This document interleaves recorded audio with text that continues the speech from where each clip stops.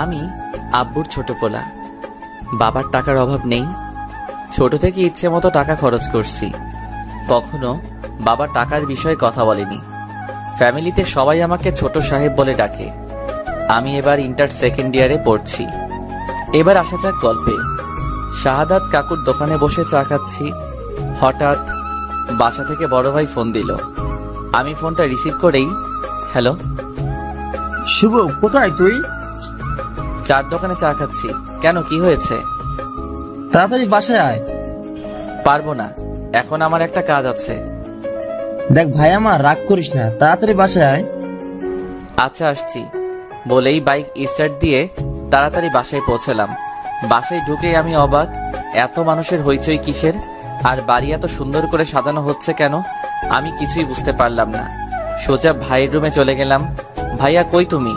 আর কি হয়েছে শুনি? তোমার ভাইয়া বাজারে গিয়েছে, তুমি ড্রেস চেঞ্জ করো।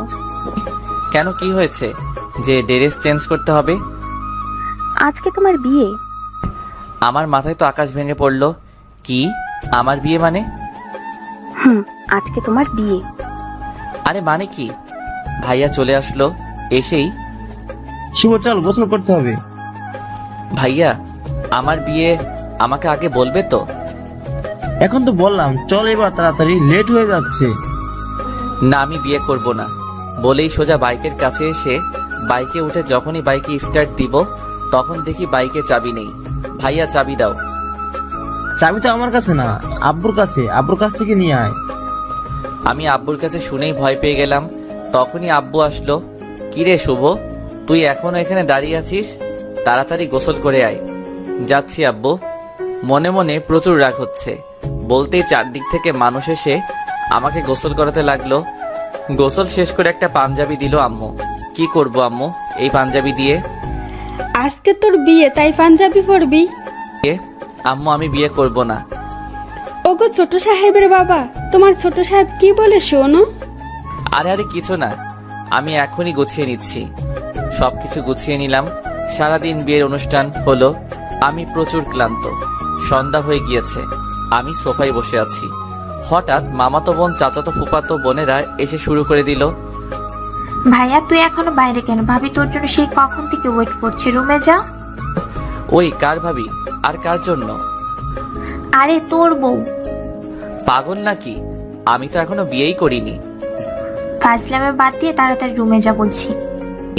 যাব না। ওরা তিনজন মিলে আমাকে জোর করে রুমে পাঠালো। আমি রুমে ঢুকেই গাছের মতো সোজা হয়ে গেলাম।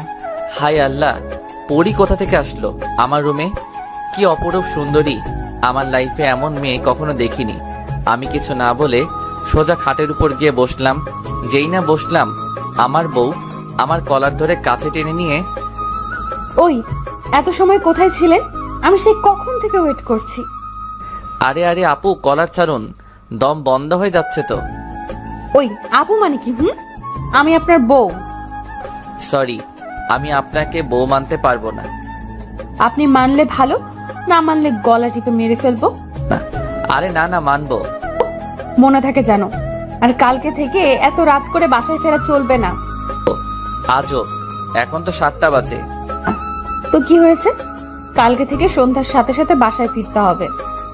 পারবো না। পারবেন না মানে? আপনাকে পারতে হবে, না হলে কিন্তু শাস্তি আছে। হায় আল্লাহ, কি বউ দিলা আমার কপালে। ওই কি বললেন? না মানে আল্লাহর কাছে শুকরিয়া আদায় করছি তোমার মতো মিষ্টি একটা বউ পাওয়ার জন্য। মনে থাকে জানো। ও আচ্ছা, কয়টা প্রেম করছেন বিয়ের আগে? অনেকগুলো প্রেম করছি। কেন? কি, তুই আমার আগে অন্য মেয়ের সাথে প্রেম করছিস? না মানে? মানে মানে করবি না? আমি এত স্বপ্ন দেখেছিলাম আমার জামাইকে নিয়ে, আর তুই আগেই প্রেম করছিস? আচ্ছা, কি কি স্বপ্ন দেখছিলা? আমি সেই ছোট থেকে ভাবছি বিয়ের পর জামাইয়ের সাথে প্রেম করব, আর তুই আমার আগেই অন্য মেয়ের সাথে প্রেম করলি। মানে তুমি বিয়ের আগে প্রেম করনি? না, আমি কখনো প্রেম করিনি। ওয়াও, অসাধারণ। কি? শোনো, আমিও কখনো প্রেম করিনি। ছোট থেকে একটা কথাই ভাবছি, বিয়ের পর বউয়ের সাথে প্রেম করব। বিয়ের পর নতুন ভাবে জীবন শুরু করব। একটা মেয়েকে নতুন ভাবে চিনবো, জানবো। সত্যি বলছেন আপনি প্রেম করেননি?